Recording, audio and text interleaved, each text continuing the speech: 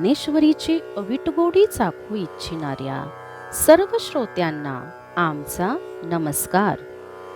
सर्व श्रोत्यांनी पूर्ण चित्त एकवटून ध्यानस्थ बसून डोळे मिटून शांतपणे ज्ञानेश्वरीच्या ओव्यांचा आस्वाद घ्यावा ही नम्र विनंती. अध्याय 9 भाग 7. ओवी क्रमांक 301.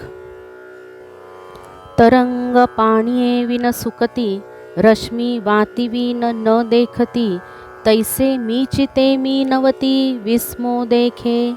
हे आत बाहेर मिया कोंदले, जग निखिल माझेची वोतिले, की कैसे कर्म तया आले, जे मीची नाही म्हणती. परी अमृत कुहा पडिजे, का आपण याते कडिये काढिजे, ऐसे आथी काय कीजे अप्राप्तासी. ग्रासा एका अन्नासाठी, अंधू धावत आहे किरीटी, आढळला चिंतामणी पाये लोटी आंधळेपणे. तैसे ज्ञान जै सांडूनी जाये, तै ऐसी हे दशा आहे, म्हणून की जै ते केले नोहे ज्ञानी विन. लाटा पाण्या वाचून सुकतात आणि किरणे दिव्याशिवाय पाहू शकत नाहीत. त्याप्रमाणे सर्व प्राणी मद्रूपच असून त्यांना आपण भगवत रूप आहोत असे वाटत नाही. हे केवढे आश्चर्य आहे पहा. हे विश्व अंतर्बाह्य माझ्याच स्वरूपाने ठासून भरले आहे. अखिल जग माझीच मूर्ती आहे. परंतु या प्राण्यांचे केवढे दुर्भाग्य ओढवले की ते मीच नाही असे म्हणतात. अमृताच्या विहिरीत पडावे आणि आपणच आपल्याला काठावर ओढून काढावे, अशा अभाग्याला काय करावे. अर्जुना, एक घासभर अन्नासाठी एक आंधळा रस्त्याने घाईघाईने धावत असताना चिंतामणीला अडखळला आणि तो चिंतामणी त्याने लाथेने दूर ढकलला. तशीच अवस्था ज्ञान झाले नसले म्हणजे जीवाची होते. म्हणून जे काही पाहिजे ते ज्ञाना वाचून घडत नसते. आंधळे या गरुडाचे पांख आहाती, ते कवना उपेगा जाती, तैसे सत्कर्माचे उपखे ठाती ज्ञाने विन. देख पागा किरीटी, आश्रम धर्माचिया राहाटी, विधी मार्गा कसवटी, जे आपणची होती. यजन करिता कौतुके, तिही वेदांचा माथा तुके, क्रिया फळेसी उभी ठाके पुढा जया. ऐसे दीक्षित जे सोमप, जे आपणची यज्ञाचे स्वरूप, तीही तया पुण्याचे निनावे पाप जोडिले देखे. जे श्रुती त्रयाते जाणोनी, शतवरी यज्ञ करुणी, यजिलिया माते चुकोणी स्वर्गुवरिती. आंधळ्याला गरुडाचे पंख आहेत, पण ते काय कामाचे. त्याप्रमाणे अज्ञानी लोकांनी सत्कर्माचे श्रम केले तर ते व्यर्थच जातात. अर्जुना, पहा, आश्रम धर्माच्या आचरणाने जे वेदविहित मार्गाची आपणच कसोटी होतात, ज्याच्या आचरणावरून वागण्याचा विधी कळतो, ते कौतुकाने यज्ञ करीत असताना तिन्ही वेद संतोषाने माना डोलवतात आणि यजन क्रियेचे फळ त्यांच्या पुढे मूर्तिमंत उभे राहते. अशा प्रकारे यज्ञात सोमरसाचे प्राशन करणारे आणि यज्ञाची दीक्षा घेतलेले जे यज्ञ करते स्वतःच यज्ञाचे रूप झाले आहेत. त्यांनी त्या पुण्याच्या नावाने पापच संपादन केले आहे असे समज. कारण त्यांनी ऋग्वेदादी तिन्ही वेदांना जाणून घेऊन शेकडो यज्ञ करून माझे आराधन करून मलाच दूर करून स्वर्गाची इच्छा करतात. जैसे कल्पतरू तळवटी, बैसोनी झोळिये पाडी गाठी, मग निदैव निघे किरीटी दैन्यची करू. तैसे शतक्रतू यजिले माते, की इप्सिताती स्वर्ग सुखाते, आता पुण्य की हे निरुते पाप नोहे. म्हणून मजविन पाविजे स्वर्गू, तो अज्ञानाचा पुण्यमार्गू, ज्ञानी येतया ते उपसर्गू, हानी म्हणती एरवी तरी नरकीचे दुःख, पाओणी स्वर्गा नामकी सुख, वाचुनी नित्यानंदगा निर्दोष, ते स्वरूप माझे. मज येता पै सुभटा, या द्विविधा गा अव्हाटा, स्वर्गू नरकू या वाटा चोरांचिया. स्वर्गा पुण्यात्मके पापे येईजे, पापात्मके पापे नरका जाईजे, मग माते जेने पाविजे ते शुद्ध पुण्य. अर्जुना, ज्याप्रमाणे कल्पवृक्षाच्या तळाशी बसलेला अभागी मनुष्य झोळीला गाठी मारून नंतर भिक्षा मागण्यासाठी भटकतो, त्याप्रमाणे शेकडो यज्ञ करून माझी आराधना करून स्वर्गसुखाची वासना ठेवतात, तेव्हा हे पुण्यच पाप नाही असे कसे म्हणावे. म्हणून मला टाकून स्वर्ग जोडावा हा विवेकी लोकांचा पुण्यमार्ग आहे. ज्ञानी लोक या मार्गाला आत्महिताची हानी समजतात. खरे तर नरकातील दुःख पाहूनच स्वर्गाला सुख समजतात. पण या सुखदुःखाशिवाय निर्दोष चिरंजीव असे स्वानंद सुख ते माझे खरे स्वरूप आहे. अर्जुना, माझ्याकडे येण्याच्या स्वर्ग आणि नरक हे भलतीकडे नेणारे दोन मार्ग अडथळे आहेत. ते मार्ग चोरांचे आहेत. पुण्यात्मक पापाने स्वर्गाला जावे आणि पापात्मक पापाने नरकाला जावे, आणि शुद्ध निर्दोष पुण्याने माझी प्राप्ती होते, हा नियम आहे. आणि मजची माझी असता, जेने मी दुरी होय पांडुसुता, ते पुण्य ऐसे म्हणता जीभ न तुटे काई. परी हे असो आता प्रस्तुत, ऐके या परी ते दीक्षित, यजुनी माते याचित स्वर्ग भोगू. मग मी न पविजे ऐसे, जे पापरूप पुण्य असे, तेने लाधलेनी सौरसे स्वर्गा येती. जेत अमरत्व हेची सिंहासन, ऐरावती सारिके वाहन, राजधानी भुवन अमरावती. जेत महासिद्धीची भांडारे, अमृताची कोठारे, जिये गावी खिल्लारे कामे धेनूंची. जेत वोळगे देव पायिका, सैन्य चिंतामणीचिया भूमिका, विनोद वनवाटिका सुरतरुचिया. आणि अर्जुना, सर्व प्राणी माझ्या स्वरूपामध्ये असताना ज्या कर्माने मी दुरावतो त्याला पुण्य असे म्हटले असता जिभेचे शतशः तुकडे होणार नाहीत का? परंतु हे असो, आता चालू विषयाविषयी बोलूयात. यज्ञ करते यज्ञ करून माझे पूजन करतात आणि स्वर्ग भोगाची याचना करतात. मग मी ज्याच्या योगाने प्राप्त होत नाही असे पापात्मक पुण्य त्याच्या योगाने मिळालेल्या योग्यतेने ते स्वर्गाला येतात. ज्या स्वर्गामध्ये अमरत्व हे सिंहासन आहे, बसायला ऐरावत, निवासासाठी राजधानी अमरावती आहे. ज्या स्वर्गामध्ये अष्टमहासिद्धींची भांडारे आहेत, अमृताचे साठे आहेत आणि कामधेनूची खिल्लारे आहेत. जेथे सेवा करण्यासाठी देवांचे समुदाय सेवक म्हणून आहेत. सर्वत्र चिंतामणी रत्नाच्या खाणी आहेत आणि करमणुकीसाठी कल्पवृक्षाची उद्याने आहेत. गंधर्व गात गाणी, जेत रंभे ऐशिया नाचनी, उर्वशी मुख्य विलासिनी अंतौर्या. मदन वोळगे शेजारे, जेत चंद्र शिंपे सांबरे, पवना ऐसे म्हणिया रे धावने जेथ.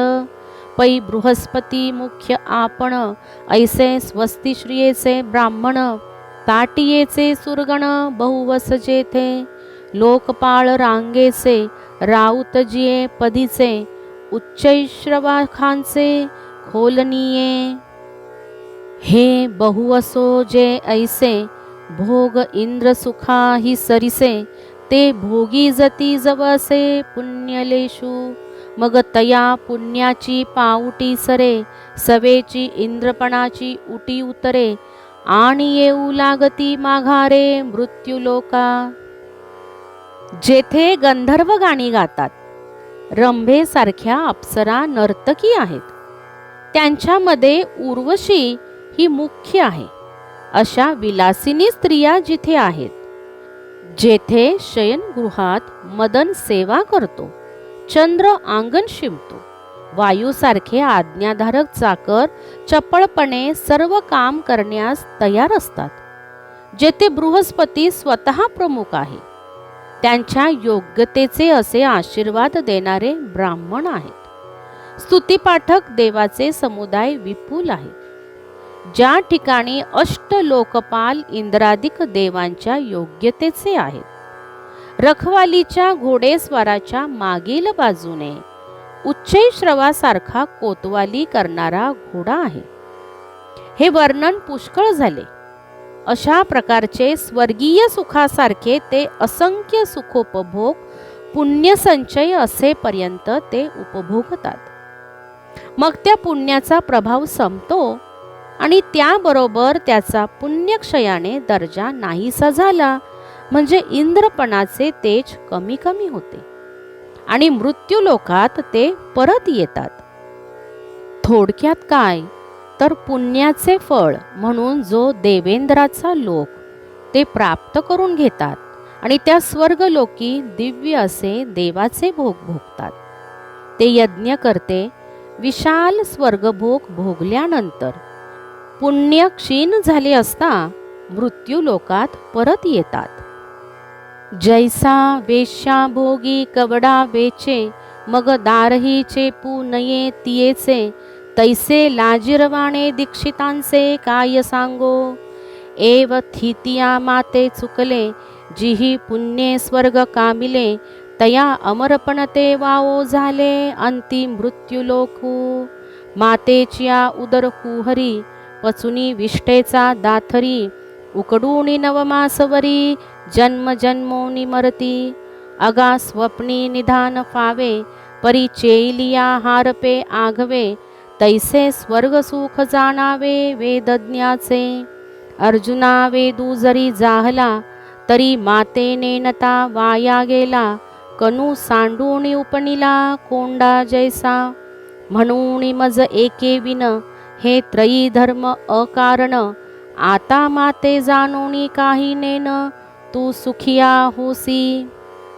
ज्याप्रमाणे वेश्येच्या नादात पैसा नाहीसा होतो आणि मग तिच्या दारावर थाप मारण्याची सुद्धा सोय उरत नाही, त्याप्रमाणे पुण्यसंपत्ती संपल्यानंतर यज्ञकर्त्याची जी अवस्था होते तिचे काय वर्णन करावे. अशा स्थितीत जे मला विसरले आणि ज्यांनी पुण्याच्या बळावर स्वर्गाची हाव धरली, त्यांचे अमरपण व्यर्थ गेले आणि शेवटी त्यांना मृत्यूलोक प्राप्त झाला. 9 महिन्यांपर्यंत आईच्या उदरातील नरकरूपी घरात उकडून जन्माला येऊन पुन्हा मरतात. अरे, स्वप्नात द्रव्याचा ठेवा प्राप्त होतो, जागृती आल्यावर तो लोप पावतो. त्याप्रमाणे वेद जाणणाऱ्या यज्ञकर्त्यांचे स्वर्गसुख जाणावे. धान्यकण वेगळे करून कोंडा वाऱ्यावर सोडला तर जसा व्यर्थ जातो, त्याप्रमाणे मला न जाणता वेदवत्ता असल्याचे ज्ञान व्यर्थ आहे.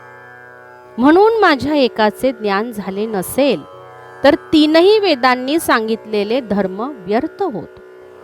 परंतु तू माझे सत्वस्वरूप जाणलेस आणि इतर कसलेही ज्ञान प्राप्त केले नाहीस, तरी तू सुखी होशील. 3 वेदांनी सांगितलेल्या कर्म मार्गाला अनुसरणारे स्वर्गीय भोगाची इच्छा करणाऱ्यांना जन्म मरणरूप येरझार प्राप्त होते. पै सर्व भावेसी उखिते, जे वोपिले मज चित्ते, जैसा गर्भगोळूद्यमाते कोणाही नेने. तैसा मी वाचुनी काही, आणिक गोमटेची नाही, मजची नाम पाही जिने या ठेविले. ऐसे अनन्य गतिके चित्ते, चिंतित साते माते, जे उपासिती तयांते मीची सेवी, ते एकवटुनी जिये क्षणी, अनुसरले गा माझिये वाहनी, तेव्हाची तयांची चिंतवणी मजची पडिली. मग तिही जे जे करावे, ते मजची पडिले आघवे, जैशी अजात पक्षांचेनी जीवे, पक्षिणी जिये. ज्याप्रमाणे मातेच्या गर्भातील मूल कोणताही व्यवहार जाणत नाही, त्याप्रमाणे त्यांनी संपूर्ण मनोभावाने स्वतःला माझ्या ठायी अर्पण केले. पहा, त्याप्रमाणे ज्यांना माझ्याशिवाय दुसरे काहीच चांगले आढळत नाही आणि आपले जीवित ज्यांनी माझ्याच नावाने ठेविले, याप्रमाणे एकनिष्ठ अंतःकरणाने जे माझे चिंतन करीत असतात, त्यांची सेवा मी करतो.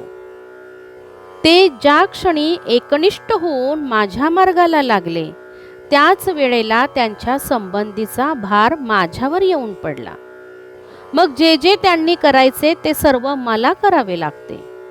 ज्याप्रमाणे पंख न फुटलेल्या पिलाच्या जीवनासाठी पक्षीण जगते, अगदी त्याचप्रमाणे आपुली तहान भूक नेणे, तान्ह्या निके ते माऊलीसीची करणे, तैसे अनुसरले जे मज प्राणे, तयांचे सर्व मी करी.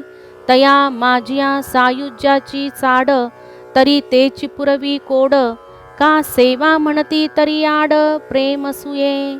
ऐसा मणी जो जो धरिती भावो, तो तो पुढा पुढा लागे तया देवो, आणि दिधली याचा निर्वाहो, तोही मीची करी. हा योगक्षेमो आघवा, तयांचा मजची पडिला पांडवा, जयांच्या सर्व भावा आश्रयो मी. आपली तहानभूक ज्याला काहीच कळत नाही, त्या लहान मुलाला जे हितकर आहे तेच मातेला करावे लागते. त्याप्रमाणे जे मला मनोभावे अनुसरले, त्यांचे हित करताना मला कशाचीही लाज वाटत नाही. त्यांना माझ्या एकरूपतेची इच्छा असेल तर त्यांची तीही आवड मी पुरवितो. अथवा माझी सेवा हवी असे ते म्हणतील तर त्यांना मजबद्दल प्रेम निर्माण करतो. अशा प्रकारे ते जी इच्छा मनात धरतात ती मी त्यांना पुन्हा पुन्हा पुरवू लागतो आणि दिलेल्यांचे रक्षण तेही मीच करतो. अरे अर्जुना, ज्यांच्या सर्व इच्छांचा मी आश्रय आहे, हा त्यांचा योगक्षेम मलाच पार पाडावा लागतो. आता आणिकही संप्रदाये, परी माते नेनती समवाये, जे अग्नींद्र सूर्य सोमाये म्हणून यजिती, तेही कीर मातेची होये, का जेहे आघवे मीची आहे, परी ते भजती उजरी नवे विषम पडे. पाहे पा शाखा पल्लव वृक्षाचे, हे काय नवती एकाची बीजाचे, परी पाणी घेणे मुळाचे, ते मुळीची घापे. आता दुसरे वेगळे संप्रदाय आहेत. ते अग्नये, इंद्राये, सूर्याय, अर्यमणे, सोमाय म्हणून यज्ञ करतात. त्यांना माझे सर्व व्यापकत्व कळत नाही. ते यज्ञ मलाच पावतात, कारण की जे हे सगळे विश्व ते मीच आहे. पण त्यांची उपासना करण्याचा मार्ग मात्र सरळ नाही, तर तो वाकडा आहे. वृक्षाच्या फांद्या आणि पाने एकाच बीजापासून झालेल्या नाहीत का? परंतु पाणी घेण्याचे काम हे मुळाचेच. यासाठी पाणी मुळाशीच घातले पाहिजे. का 10 ही इंद्रिये आहाती, ये जरी एकेची देहीची होती, आणि इही सेविले विषयो जाती एकाची ठाया, तरी करोणी रससोय बरवी, कानी केवी भरावी, फुले आणोनी बांधावी डोळा केवी, तेथ रसू तो मुखेची सेवावा, परिमळू तो घ्राणेची घ्यावा, तैसा मी तो यजावा मीची म्हणोनी, येर माते नेनोनी भजन, ते वायाची गा आने आन, म्हणोनी कर्माचे डोळे ज्ञान, ते निर्दोष होआवे. आपली 10 इंद्रिये एकाच देहाची असली तरी त्यांनी सेवन केलेले विषय एकाच देहाच्या ठिकाणी पोहोचतात. असे जरी असले तरी उत्तम पक्वान्ने करून कानात भरली तर चालतील काय? फुले आणून ती डोक्याला बांधता येतील का? त्या ठिकाणी पक्वान्ने तोंडानेच सेवन केली पाहिजेत आणि जो सुवास आहे तो नाकानेच अनुभवला पाहिजे. त्याप्रमाणे माझे खरे स्वरूप जाणून माझी उपासना केली पाहिजे. मला न जाणता केलेले भजन भलत्याने भलते केल्याप्रमाणे निष्फळ होते. म्हणून ज्याप्रमाणे कर्माला ज्ञानदृष्टी आवश्यक आहे तशी ती स्वच्छ असणेही आवश्यक आहे. एरवी पाहे पा पंडुसुता या यज्ञोपहारा समजता मी वाचुनी भोगता कवनो आहे. मी सकळा यज्ञांचा आदी आणि यजना या मीची अवधी की माते चुकोणी दुर्बुद्धी देवा भजले. गंगेचे उदक गंगे जैसे अर्पिजे देव पितरो देशे. माझे मज देती तैसे पर्याना निभावी. म्हणून ते पार्था माते न पवतीची सर्वथा. मग मनी वाहिली जे आस्था तेथ आले. अर्जुना, असे पहा की यज्ञातील सर्व उपचारांचा माझ्याशिवाय दुसरा कोण उपभोक्ता आहे? मी सगळ्या यज्ञाचा प्रारंभ आहे आणि शेवटही मीच आहे. असे असताना हे दुर्बुद्धी लोक मला टाकून अन्य देवांच्या भजनी लागतात. ज्याप्रमाणे गंगेच्या काठी देव आणि पित्र यांना उद्देशून तर्पण करायला बसले म्हणजे गंगेतील पाणी गंगेलाच अर्पण केले जाते, त्याप्रमाणे हे यज्ञादी विधिविधाने करून माझे मलाच अर्पण करतात. परंतु तो अर्पण विधी इतर देवतांच्या उद्देशाने करतात. म्हणून अर्जुना, ते कधीही मला प्राप्त होत नाहीत, तर ते ज्या देवतांची इच्छा करतात त्या उपास्य देवतांप्रत ते पावतात. येथपर्यंत 354 ओव्या समाप्त झाल्या आहेत. यापुढील ओव्या आपण अध्याय 9 आणि भाग 8 यामध्ये पाहणार आहोत. राम कृष्ण हरी. राम कृष्ण हरी.